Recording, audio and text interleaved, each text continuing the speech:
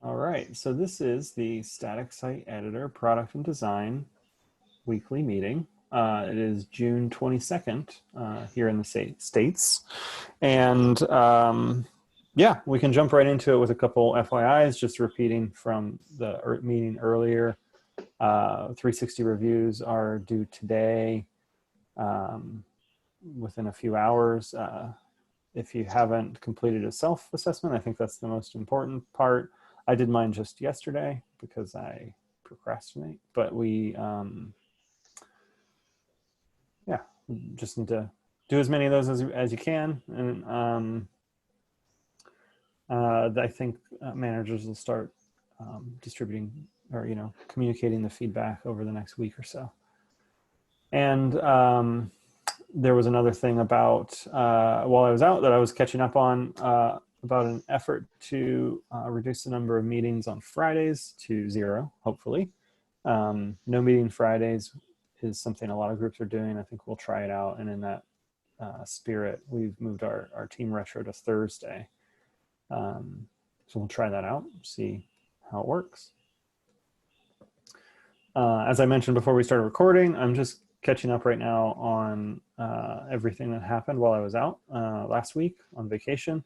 And so the highest priority is making sure that any issues for 13.2 are, well documented and clear, and have there's no blockers, at least on my side, to starting work, because that's what we're working on this week. So far, seems pretty good, but they can always use a little more tightening up. So you might see a little bit of activity this week on those issues. And yeah, otherwise, I'm sure I got mentioned in lots of different issues, so I'll be sorting back through all my to-dos this week. One of the things that popped up, I think while I was out, that we can talk through, it's just an interesting little tidbit. So we introduced the code owners data on the handbook pages with the avatars that you had designed, and it's live now on the handbook pages. And it says maintained by, and I know we talked about that. It feels like the right terminology to use. I think somebody in Slack mentioned that there's a very specific role for a maintainer in GitLab parlance, and it was just a suggestion that we might consider changing the way we position that, and maybe using a different verb and find a different way to say, because code owners don't necessarily maintain it. They are reviewers, but the page may be maintained by somebody that's not a code owner. I think that's a little semantic for the purposes of the handbook. These are the DRIs, but we don't want to use an acronym or like an industry term. So I don't know if you have thoughts on that. I know that coming up with the designs, we had like page responsibility and then the list of the names. That kind of worked well. Owners was another one, but it has like a different kind of connotation to that. So that's why we went with maintained by. So yeah, one of the reasons I didn't present maintained by originally was because of the different roles that a maintainer has on projects. Like it's a big thing at GitLab to become a maintainer of something, which is different than a DRI in those senses. So I can see where the conflict comes from. So yeah, I don't want to introduce a word like gatekeeper, because that's just that's just equally as bad. But it feels like, yeah, I don't think there's an English word for a checkpoint person. Nor are they really the reviewers, because in a way they are, but in a way they are, but I don't think all the pages will be set up that they require review by a code owner, even if they have a code owner. So it's also maybe misleading to call them reviewers. Well, what might be useful is perhaps I just create an issue around this, and then there I can list like the different concepts that were brought up and the reasons those were like shot down, and then and we'll just leave it there. Yeah. Yeah, I'll get on that today. Awesome. And then we after this can call. we can socialize that issue and if other options come up that sound reasonable, we'll propose the change. And I don't think it would Mm, be high impact. I think it's also not super urgent, so yeah, don't drop everything to just do that issue. But it would be yeah, interesting to be a little more precise with that wording, even though like if you don't take in the like meaning of maintainer in GitLab parlance, the maintaining like that still feels right to me just in like conversational English. Like these are people that kind mm, of keep up the page, but um, yeah, I don't want to confuse anybody or imply that certain people have different roles than they do. So, mm, yeah. um, and on the topic of the handbook, even though we should be talking about the static site editor, the handbook is top of mind because we're integrating with it in 13.2. And I had a conversation with Jean this morning in our one-on-one where we really want to get to the root of this this question on who the DRI is for the actual experience of the handbook. And my my inclination right now is to propose that our group takes over ownership of both the front end and back end of the handbook. Um, right now, we only own the back end, as you know. And the reasoning behind that is that similar to the doc site, we can carve out a little more um, purposeful experience within the handbook that makes it feel like like a handbook and not just an extension of our marketing site. Even though that goes both ways, and that's also a con where we have pages in the marketing site in about.gitlab.com that actually feel like handbook pages, but are handled outside of the domain of /handbook. So there Mm, will be some edge cases we have to resolve and some tough conversations and tough decisions to be made. Um, but I think for the purposes of our long-term direction, being able to control the handbook front end and back end will let us move more towards our end goal of being able to productize a handbook in general. So somebody could stand up a handbook in one click and get something similar to us. I think we'd have a little more, control in that destiny. But our intention right now is to draft an MR with that as a proposal, and then see how it goes. If it goes up to interested parties that feel strongly the other way, I'm more than happy to have that conversation. And honestly, just to get the question answered, that would be a great way to start the conversation. So we're going to, Jean and I are probably going to start in a doc, just toss around how we want to structure this, and then we'll make an MR with the proposed change. And obviously everybody else will be included. So hello, Chad.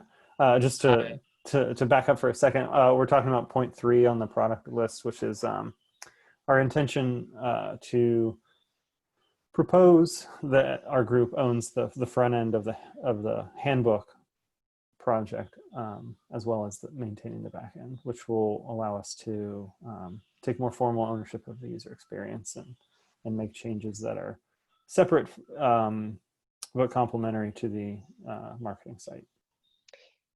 Yeah, Jean and I talked a little bit about that today in terms of, all of the shared styling and shared assets and JavaScript, not to mention scripts and includes and all of that. Mm-hmm. And it's a trade-off between how can we sort of take ownership over that, but also we don't want to duplicate a lot of things that really should be the same because they're the same site and the same styles and Mm-hmm.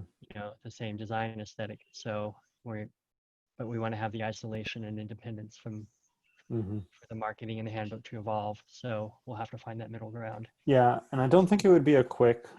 I don't think the results of this decision would be immediately apparent, right? So I think we would then have to turn around and make a plan. First of all, we'd have to make sure that like we're not stretching Michael too thin, and giving him a new group to like design against just without any input.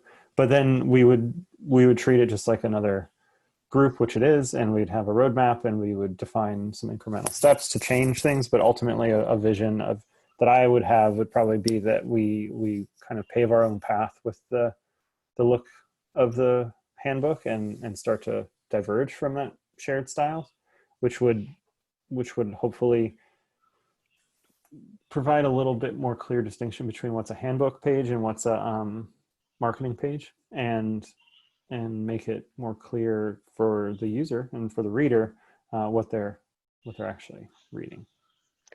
And just to bring you up to speed on what John and I decided my direction was going to be this morning, the whole blog and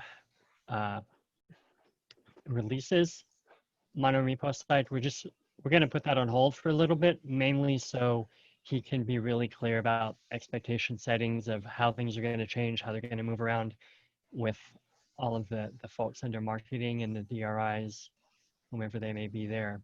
And I'm going to refocus on trying to get all of the rest of the handbook stuff moved down, because we've only moved the marketing and engineering subfolders now, and try to get that all done and out of the way before we start trying to integrate the SSE, static site editor, and then also to eliminate any risks of other potential gotchas, because I have it down to a pretty rote process now, but I just need to go through that and make sure there's nothing more unexpected. And we're shooting for maybe Wednesday to communicate to people that we're moving all of the rest of the handbook stuff.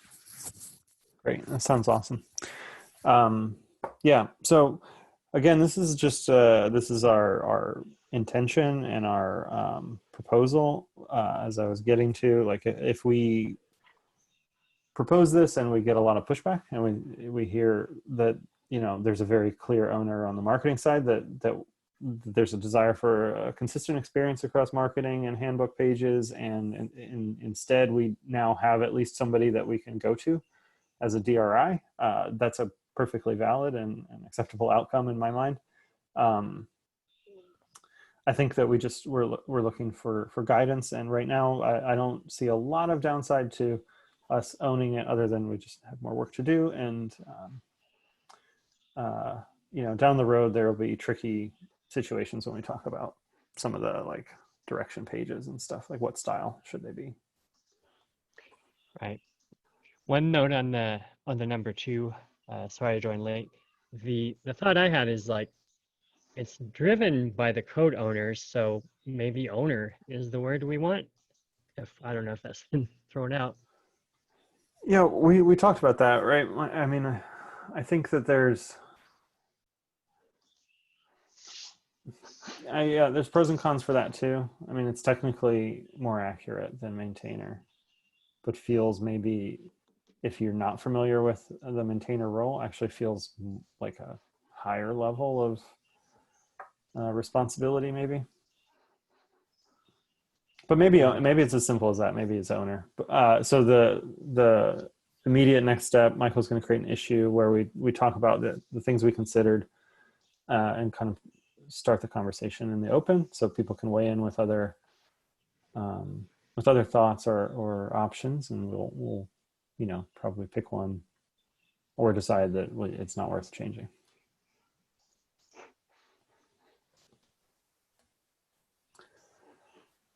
That's it on my side for now. I think I'm really excited about 13.2. I'm also very, very impressed again with the team for shipping so much great work in 13.1, both on the static site editor and the handbook. The performance is getting better, and being able to tell the story about that pipeline number continuing, you know, having dropped so significantly.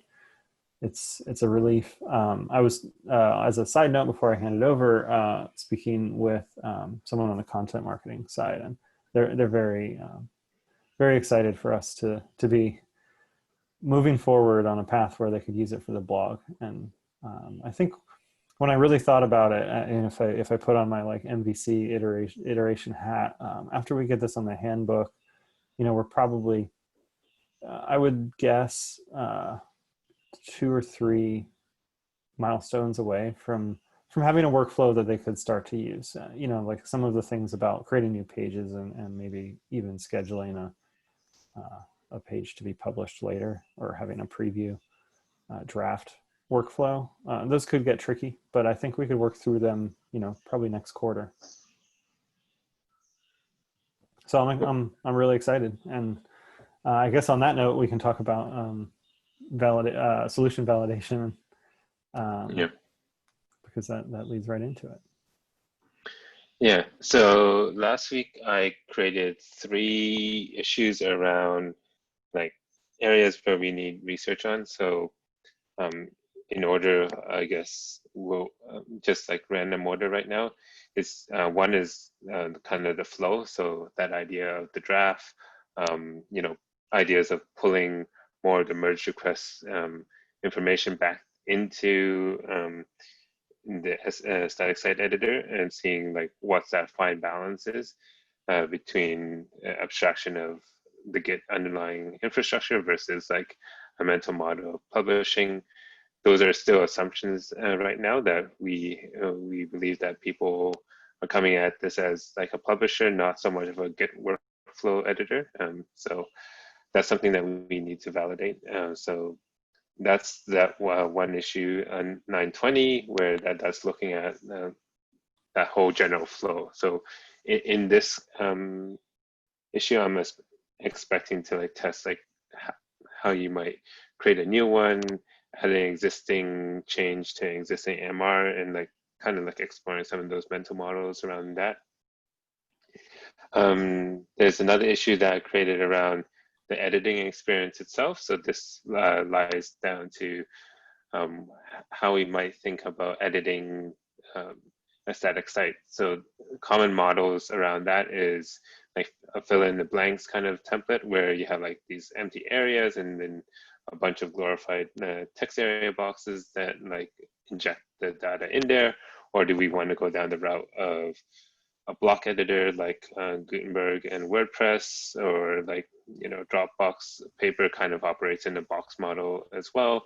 Or do we want to be more fancy, going towards like the Tina CMS, where it's a blend of the two worlds? It's a bit of this and a bit of that. At the moment, we're not too sure which way we're going. And also looking at this is like those things that we raised in the past about if we go down the route of block, if you're editing long form content, which is more common in our handbook, whether, keyboard and mouse interactions make sense in a block interaction, and like what would users expect from that. So those are 2 things that I think we that I'm trying to get kicked off this week, next week. So I'm looking at creating an interview guide to help like refine like the points that we're trying to check, and then from doing that exercise, like clarify the goals and like how we might test that, so that starting maybe end of the week or most likely next week is starting to look at the prototypes to get that testing sorted out.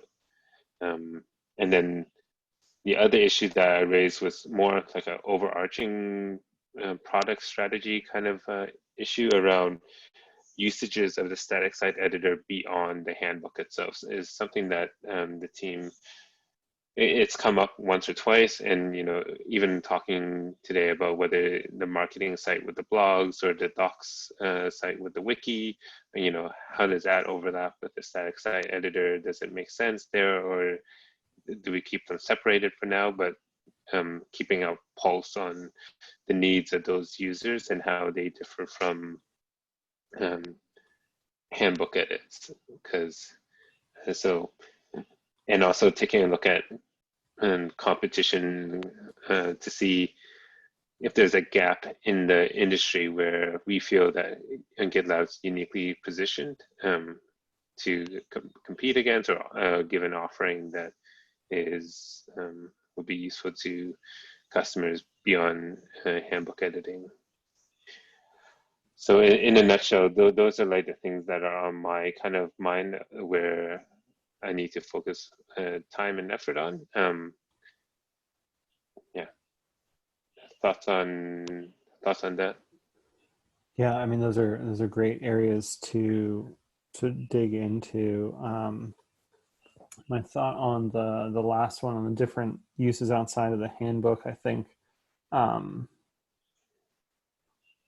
I think that one's really important because we need to try and understand where we fit in the context of workflows that could be um,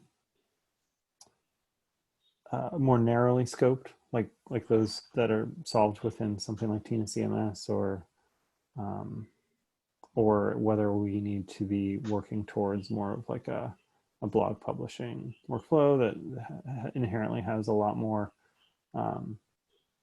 feature rich, workflows that involve multiple contributors and reviewing queues and stuff like that. So I think that's really important to understand.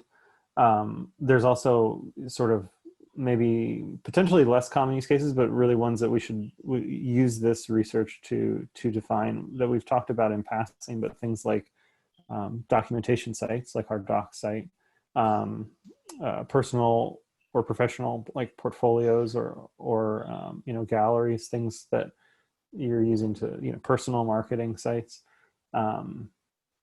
Those are, I think, a fairly common. They're definitely one of the more common template types for static sites. When you go to like a Jekyll or a Hugo gallery, those are often the starter projects, and that might be an interesting way to pull out some of the use cases. Is how many of those, like, can we get counts of how many times each one has been forked or something like that on some of these projects? That'd be really interesting to have. But yeah, I think we can start defining that in there and use that to inform our direction over the course of the next, probably 6 or 12 months. Cool. Yeah, so those issues are still kind of fresh. So yeah, when you're reading through them over this week, feel free to make any edits or whatnot. But during the week, I'll probably refine the description a bit more, but also start like some of the interview guides just to give a sense of how this might go down, so that then we can start putting like a screener together to recruit participants, because that's probably like the most time-consuming part of all this. Yeah. Yeah, absolutely. That sounds great. And I'm real excited to get participants outside of GitLab in this and start using this as just a way to bring in other data points and input, even outside of our immediate goals for this research, just to hear whatever they say. So this is going to be great. Cool.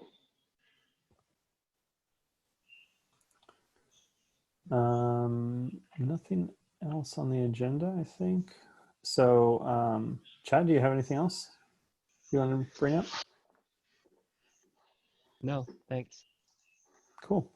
Well, we'll wrap right on time, and have a great rest of your day, Michael. I'm gonna sign off for the night, and I'll be back at it tomorrow. Nice. All right. Take care, Bye, everyone. everyone. Bye.